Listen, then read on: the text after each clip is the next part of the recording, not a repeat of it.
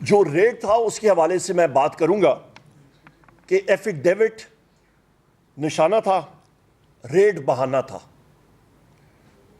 اس وقت آغاز میں یہاں سے کروں گا کہ اس فارم 47 گورنمنٹ اور انٹیلیجنس ایجنسیز ان کو یہ چیز بالکل ہی ہضم نہیں ہو رہی کہ سپریم کورٹ نے جو فیصلہ اپنا سنایا اس پہ ریزرو سیٹس کے حوالے سے مائنورٹیز کا اس میں انکلوڈڈ ہے کہ وہ پاکستان تحریک انصاف کو کیوں ملے۔ آئے دن آپ کبھی نواز شریف کی کانفرنس سنتے ہیں، کبھی مریم نواز کی، کبھی شہباز شریف کی، کبھی تارڑ کی سنتے ہیں، اور یہ بات ہوتی ہے کہ پاکستان تحریک انصاف کو کیوں یہ سیٹیں دی جا رہی ہیں۔ یہاں پہ بات ہم لوگ شروع کریں گے کہ میں اپنے عظیم قائد وزیر اعظم عمران خان صاحب کو کوٹ کروں گا۔ وہ ہمیشہ کیا بات کرتے ہیں؟ خواتین حضرات، وزیر اعظم عمران خان صاحب بات کرتے ہیں کہ جس ملک میں آئین اور قانون کی بالادستی نہیں ہوگی، رول آف لا نہیں ہوگا، وہاں پہ آپ کی سرمایہ کاری نہیں ہوگی۔ جب سرمایہ کاری نہیں ہوگی، آپ کا کاروبار نہیں چلے گا۔ آپ کا کاروبار نہیں چلے گا، ملک ترقی نہیں کرے گا۔ ملک ترقی نہیں کرے گا، وہاں پہ آپ کی بے روزگاری بڑھے گی۔ بے روزگاری بڑھے گی، جرائم بڑھیں گے، دہشت گردی بڑھے گی۔ روٹ کاز پہ جائیں، اصلی وجہ پہ جائیں، ادھر ادھر کی باتیں چھوڑ دیں۔ یہاں پہ آپ کو یہ بھی دلاتا چلوں کہ جس وقت پاکستان تحریک انصاف کی حکومت کے خلاف ووٹ آف نو کانفیڈنس اور لنڈن پلان کا اجرا ہوا اور وہ شروع ہوا، معیشت کی گروتھ ریٹ 6% سے زیادہ تھی، اور یہ کوئی ہم نے نہیں ڈکلیئر کی، یہ آپ کی پی ڈی ایم گورنمنٹ اور اسحاق ڈار نے ڈکلیئر کی تھی۔ یہ بات اہم ہے یاد کرنے کی۔ اس کے فوراً اگلے سال آپ کی گروتھ ریٹ منفی میں چلی گئی۔ اس سال دیکھ لیں، نہ ہونے کے برابر۔ معیشت کے پرخچے اڑ گئے ان کی غلط پالیسیز کی وجہ سے۔ بات جب ہم لوگ کرتے ہیں آئین اور قانون کی، خواتین و حضرات، تو اینٹی ٹیررسٹ کورٹس اور اینٹی ٹیررسٹ کے قوانین اور جو جتنے بھی سی آر پی سی کے قوانین ہیں، ہمیں جتنے یہاں پہ بیٹھے ہیں، ہمارے خلاف انسداد دہشت گردی کی عدالتوں کے پرچے ہیں۔ آئے دن ہم لوگ جا رہے ہوتے ہیں عدالتوں میں۔ ہم محب وطن لوگ ہیں، ہمارے خلاف وہ کون سی اتھارٹی ہے جو کہ یہ پرچے دیتی ہے اور کہتی ہے کہ جی آپ محب وطن نہیں ہے؟ ہم سے بڑا، پاکستان تحریک انصاف سے بڑا یا وزیر اعظم عمران خان سے بڑا کوئی بھی اور محب وطن پاکستانی نہیں ہے۔ کوئی اتھارٹی ہم لوگ نہیں مانتے کہ وہ ٹھپا لگا کے ریگولیٹری اتھارٹی آپ کی ملک کی وفاداریوں کے دیتے ہیں۔ پاکستان کی عوام نے پاکستان تحریک انصاف کو، 3 کروڑ عوام نے پاکستان تحریک انصاف کو فارم 45 میں کامیاب کرایا، اور ہماری 180 سیٹیں آئیں، اور ہماری حکومت ریزرو سیٹس بنا کے 2/3 سے بھی زیادہ اکثریت سے بنتی تھی۔ ہم لوگ جب بات کرتے ہیں کہ جو D G I S P R نے بات کی کہ آپ انلیگل اسپیکٹرم کی بات کرتے ہیں، بڑا اچھا لفظ ہے، انگلش کی ڈکشنری میں اضافہ ہو رہا ہے کہ انلیگل اسپیکٹرم۔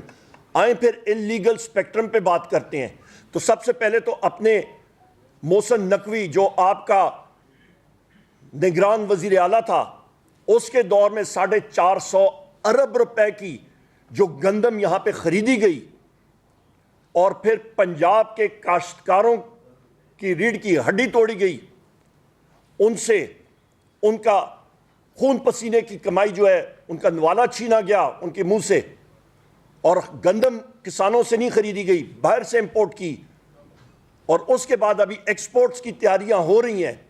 تو 450 ارب روپے کا وہ تو پہلے کمیشن بٹھائے نا، اس پہ انویسٹیگیٹ کریں۔ کاکڑ جو سابقہ وزیر اعظم تھا، نگران وزیر اعظم، اس کی اور حنیف عباسی کی سوشل میڈیا پہ کھٹ پٹ ہوئی۔ کاکڑ نے کہا کہ، بلکہ حنیف عباسی نے اس کو یاد دلایا کہ آپ لوگوں نے گندم کی امپورٹ کی 450 ارب کی، تو کاکڑ نے اسے یاد دلایا، پھر میں اپنا جس وقت بات کروں گا فارم 45 کی، پھر آپ لوگ بھاگیں گے، پھر دوسرے لوگ اس میں پڑے اور اس کا رفع دفع کیا، اس کا بھی آپ کھولیں۔ پھر اس کے بعد پھر آپ بات کرتے ہیں پیٹرولیم کی سمگلنگ کی، گاڑیوں کی سمگلنگ کی، نان کسٹم پیڈ گاڑیوں کی۔ آپ بات کرتے ہیں سگریٹ کی، تمباکو کی سمگلنگ کی۔ بڑی اچھی بات، مجھے یہ بتایا جائے کہ پنجاب میں یا سندھ میں، پنجاب کے پٹواری وہاں پہ کھڑے ہیں کیا بارڈروں پہ؟ بلوچستان کے پی میں اور سندھ میں کیا پٹواری وہاں پہ کھڑے ہیں اپنی قلم دعاد لے کے اور اپنے رجسٹر لے کے بارڈروں کی حفاظت کے لیے. آپ اس چیز پہ آئیں, ہمیں بتائیں کہ یہ پیٹرولیم پروڈکٹس خواتین و حضرات سمگل کیسے ہو رہے ہیں, کیوں ہو رہے ہیں. 500 ارب روپے کی آپ کا پیٹرول جو ہے وہ ایران سے سمگل ہو کے پاکستان آتا ہے. کوئی رات کو کوئی مخلوق سے پاکستان لاتی ہے. ایک ایک ٹرک پہ جو ہے وہ تقریباً 30 سے 35 لاکھ روپے دیا جاتا ہے. اس پہ پہلے آئیں, اس کو ٹارگٹ کریں, ان لوگوں کو ٹارگٹ کریں. وہ وسائل تو نہ اسد کیسر صاحب کے پاس ہیں, نہ بیرسٹر غور صاحب کے پاس ہیں, نہ خالد خورشید صاحب یا شعیب شاہین یا میرے پاس, شعیب شاہین صاحب یا میرے پاس تو نہیں ہے. وہ جن لوگوں کے پاس ہیں وہ ٹارگٹ کریں, ایجنسیز ان لوگوں کو ٹارگٹ کریں. اس کے بعد میں یہاں پہ یہ بھی بات کرتا چلوں کہ D G I S P R کو آرٹیکل 7 میں ہر بار قومی اسمبلی میں بحیثیت لیڈر آف دی اپوزیشن میں نے کافی بار پڑھا ہے, میں ایک بار پھر پڑھ کے آپ کو سنا دیتا ہوں. مجھے یاد ہے آرٹیکل 7 ریاست کی تشریح کرتا ہے. ریاست ہوتی کیا چیز ہے؟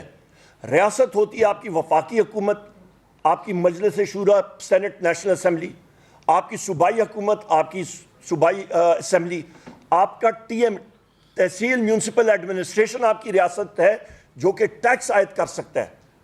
آپ کی سیکیورٹی ایجنسیز, انٹیلیجنس ایجنسیز, آپ کی پولیس, آپ کی مسلح افواج, یہ آپ کے ٹولز ہیں, یعنی کہ اوزار ہیں ریاست کے. انہوں نے جو ریاست نے کہنا ہوتا ہے وہ کرتے ہیں. اور آج کی جو D G I S P R کی پریس کانفرنس تھی خواتین و حضرات, میں آپ کو واضح طور پہ بات کرتا ہوں کہ اس کو قانون میں کہتے ہیں انڈائٹمنٹ. یہ سویلین حکومت جو فارم 47 کی حکومت ہے, یہ اس کے خلاف, اس کی نااہلی کے خلاف پریس کانفرنس تھی کہ یہ ڈیلیور نہیں کر پا رہے ہیں, یہ ان کے ہاتھ میں ہے نہیں چیزیں. لہٰذا سویلین گورنمنٹ کو بھی ذرا ہوش کے ناخن لینے چاہیے کہ ان کی یہ پریس کانفرنس یا ضروری کرنی تھی تو وہ آپ کا تارڑ کر لیتا یا ایکس وائی زیڈ کوئی وہاں پہ اٹھ کے کر لیتے. اور D G I S P R کو معذرت کے ساتھ یہ پریس کانفرنس اس کی بنتی نہیں تھی. وہ ریاست کا ایک ٹول ہے, ایک اوزار ہے, ریاست نہیں ہے. اس کے ساتھ ساتھ یہاں پہ میں یہ بھی کہتا چلوں, D G I S P R نے کہا جناب کہ قوانین بننے چاہیے, قوانین ہونے چاہیے. بالکل, جو ہمارے پاس اس وقت قوانین ہیں, جو انسداد دہشت گردی کے قوانین ہیں, بہت سارے قوانین ہیں, اس پہ تو میں نے پہلے بتا دیا, اس کو ویپنائز کیا جا رہا ہے پاکستان تحریک انصاف کے خلاف. جو شخص بات کرتا ہے, آج جو انہوں نے ڈیجیٹل ٹیررزم کے بارے میں بات کی ہے اور کہا کہ جی لوگ جو غلط بیانی کرتے ہیں یا نیریٹو بناتے ہیں, کیا ابھی ہم لوگ جب سوال کرتے ہیں کہ ہمارے اوپر یہ قوانین غلط طور پہ استعمال ہو رہے ہیں, کیا یہ بھی ڈیجیٹل ٹیررزم ہے؟ ابھی ہم لوگ کیا یہ حق بھی کھو جائیں کہ ہمارے جو میڈیا کے ساتھی یہاں پہ بیٹھے ہیں, جو آپ سارے کیمرامین اور سارے کے سارے آپ کے ساتھی رپورٹرز بیٹھے ہیں, آپ بات کریں گے, سوال پوچھیں گے تو آپ بھی ڈیجیٹل ٹیررسٹ ہیں؟ یہ نہیں ہو سکتا. اور جو مثال دی ہے ماشاءاللہ, انہوں نے مثال کون سے ملکوں کی دی ہے؟ کوئی وہ یورپین ممالک کی دیتے, کوئی وہاں جہاں پہ وہ جمہوریت ہے وہاں کی دیتے. مثال کس کی دیتے ہیں؟ عراق کی مثال دیتے ہیں, سیریا کی مثال دیتے ہیں, آپ کی لیبیا کی, جہاں پہ تو ڈکٹیٹرشپس تھیں. وہ ملک ٹوٹے اسی لیے کہ وہاں پہ اظہار رائے کی آزادی نہیں تھی, سوسائٹی ڈپریسڈ تھی. یا وہ رول ماڈل ہے تو پھر تو حالات ٹھیک نہیں ہوں گے بدقسمتی سے پاکستان کے. یہاں پہ خواتین و حضرات میں یہ بھی کہتا چلوں کہ یہ پاکستان مسلم لیگ نون کی جو آپ سمجھیں فیلئر ہے, اس نے آئی ایس پی آر کو دھکیلا کہ وہ سامنے آ کے یہ پریس کانفرنس کریں, جس طرح میں نے ابھی ذکر کیا. یہاں پہ اس کی بھی میں بات کرتا چلوں کہ D G I S P R نے بحیثیت spokesman of the armed forces اس نے بات کم کی, اور اس نے پاکستان کے وزیر خزانہ کے حوالے سے زیادہ بات کی. اس کا بنتا نہیں تھا کہ وہ معیشت کے بارے میں یہ ساری بات چیت کرتا. وہ آپ اورنگزیب خان فائنینس منسٹر پہ چھوڑتے یا پنجاب یا کسی اور فائنینس منسٹر پہ بات چھوڑتے.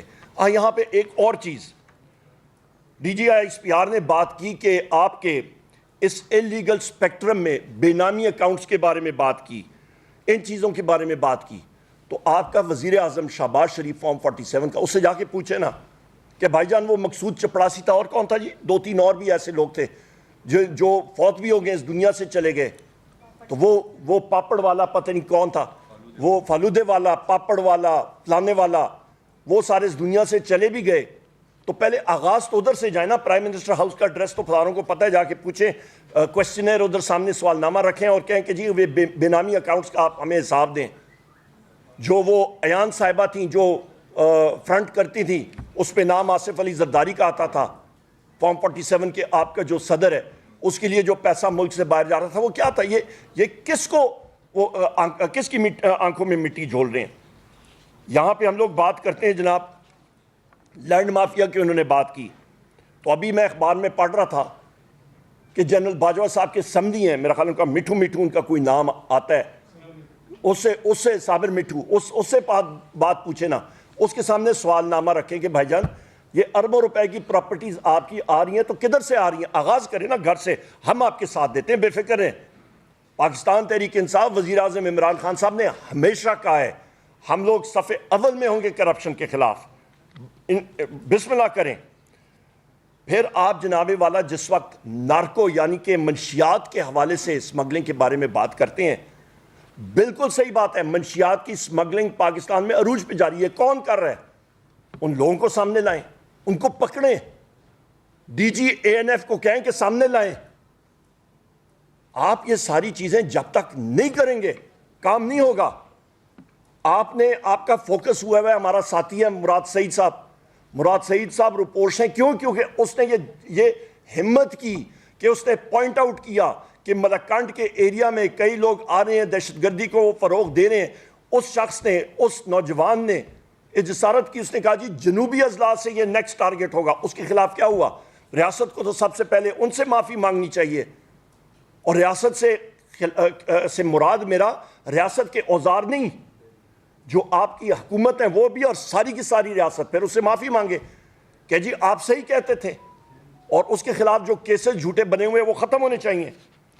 اس کے ساتھ ساتھ جناب خواتین و حضرات، یہاں پہ یہ میں بات کروں کہ D G S P R نے کہا جناب کہ یہ ساری چیزیں اللیگل اسپیکٹرم، یہ اس لیے زیادہ ہوا، اسمگلنگ منشیات کی، پیٹرولیم پروڈکٹس کی، تمباکو کی، آپ کے نان کسٹم پیڈ ویکلز کی، گاڑیوں کی اسمگلنگ اس لیے ہوئی کیونکہ حکومت نے امپورٹس روکی، اس کو کرٹیل کیا۔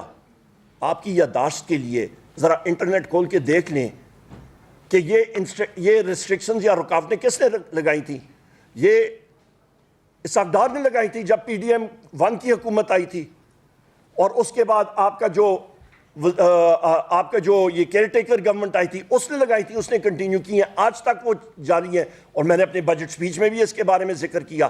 تو پھر ذمہ دار کون ہوا؟ اس کو جا کے پکڑیں، وہ تو آپ کے اپنے حکمران ادھر بیٹھے ہوئے ہیں، تو ان سے جا کے پوچھ گچھ کریں۔ اہم بات یہ ہے، آخری 2-4 پوائنٹس لے کے پھر ہم لوگ سوال جواب پہ آتے ہیں۔ نیکٹا کے بارے میں بات چیت کی، بڑی اچھی بات ہے۔ نیکٹا بنا تھا 2008 میں، 8 کے بعد شروع ہوا اس کے اوپر، پھر انیکٹ ہوا، پھر قانون سازی ہوئی وغیرہ وغیرہ، رپورٹس آئیں، تقریباً آپ کے 13 اور تقریباً یہ 15-16 سال سے زیادہ ہے۔ تو 2.5-3 سال تو پی ٹی آئی کی حکومت تھی مرکز میں اور 2 صوبوں میں۔ ہم لوگ یہ پوچھنا چاہتے ہیں کہ 3 سال کو علیحدہ کر کے آپ یہ، اور ان 3 سالوں میں دیکھیں کہ دہشت گردی کم ہوئی یا زیادہ ہوئی، اور اس کو ہم لوگ ڈنکے کی چوٹ پہ بات کریں گے کہ دہشت گردی اس دور میں وزیر اعظم عمران خان صاحب کے ٹائم پہ کم ہوئی، زیادہ ہوئی تو کس کے دور میں ہوئی، اس کو پھر سامنے لائیں۔ یہ ہائبرڈ نظام اور یہ چیزیں نہیں چل سکتی۔ اس کے ساتھ ساتھ آپ بات کرتے ہیں کہ یہ نیکٹا اور ایف اے ٹی ایف جو بنا تھا، یہ نیکٹا بنا کس طرح تھا، اور اس کو عملی جامہ ایف اے ٹی ایف کی وجہ سے پہنایا گیا تھا۔ یہاں پہ خواتین و حضرات میں آپ سے یہ بھی کہتا چلوں کہ جو ہمارے وزیر اعلیٰ علی امین خان گنڈاپور صاحب نے بڑی اچھی سٹیٹمنٹ دی ہے کل، اور انہوں نے کہا ہے کہ جو لوگ ریاست کا نام لے کے کور لیتے ہیں ان کو ایکسپوز کریں، ان کو سامنے آنا چاہیے۔ جو بنو کا حادثہ ہوا، ہمارے لوگ بھی گئے, ہماری ساتھی بھی وہاں پہ گئے مرہم رکھنے کے لیے. ہم نے کیا بات کی؟ ہم نے یہی بات کی کہ اس انسیڈنٹ کا ایک انڈیپینڈنٹ جوڈیشل کمیشن ہونا چاہیے, جو ابھی بن رہا ہے انشاءاللہ. انکوائری کریں, صحیح طریقے سے کریں. آپ یہ نہیں کہہ سکتے ہیں جس طرح کہ میرے چیئرمین اور ساتھی جناب بیرسٹر گوہر صاحب نے کہا کہ ایک سیاسی پارٹی کو آپ ٹارگٹ کرنا چاہیں, کیونکہ آپ اور یہ مسلم لیگ نون اور یہ لوگ اس سیاسی پارٹی کو, پاکستان تحریک انصاف کو فیلڈ میں وہ کچھ کر نہیں سکتے ہیں, تو لہٰذا یہ انہوں نے اوزار بنائے, یہ ٹولز کے ساتھ آپ اس کو, یہ غلط قوانین کے ساتھ اس کے پیچھے پڑے ہوئے ہیں. میں خواتین و حضرات آخر میں آخری ایک چیز بات کر کے پھر ہم لوگ کویشچن آنسر کا شروع کرتے ہیں. رؤوف حسن صاحب عمر رسیدہ شخص ہیں, بڑی عمر کے شخص ہیں, جس طرح بتایا کہ کینسر پیشنٹ ہیں. رؤوف حسن صاحب کے ساتھ احمد جنجوعہ صاحب, آپ کے رضوان احمد صاحب, آپ کے جناب والا غلام شبیر صاحب, آپ کے عطاء الرحمان صاحب, آپ کے فرید ملک صاحب, آپ کے مدثر چودھری صاحب, اور آپ کے ملک نعمان احمد صاحب, آپ کے جناب فیضان ملک صاحب, اور آپ کے جناب نسیم کیڑا صاحب, آپ کے پروفیسر مظہر صاحب, اور خالد محمود گجر صاحب. یہ وہ انفورس ڈسپیئرڈ پرسنز ہیں جن کو رات کے اندھیرے میں غائب کیا جاتا ہے. ہم لوگ بات کرتے ہیں کہ جی اور قوانین ہونے چاہیے. او بھائی, جو قوانین ہیں, جو آئین اور قانون کے سلسلہ ہے, اس پہ تو عمل درآمد کریں نا. آپ کے جس وقت آپ کے 6 ججز اسلام آباد ہائی کورٹ کے ایک تحریری خط بھیجتے ہیں سپریم جوڈیشل کونسل کو, آپ کے سرگودا کے اینٹی انسداد دہشت گردی کے کورٹ عدالت کے جج ایک تحریری خط بھیجتے ہیں اور کہتے ہیں کہ انٹیلیجنس ایجنسی کے ایجنٹس نے اٹھایا. ابھی میں انٹیلیجنس ایجنسیز کے نام لوں تو وہ پریس کانفرنس میں وہ بیپنگ شروع ہو جائے گی, وہ آپ سینسر کرنا شروع ہو جائیں گے. یہ تو ہماری آزادی ہے پریس کی, یہ حال ہے ہماری. تو وہ پریس کانفرنس سینسر ہونے سے میں اس لیے نام ابھی نہیں لیتا, ورنہ فلور آف ہاؤس پہ باقی جگہوں پہ میں کھلا لیتا ہوں.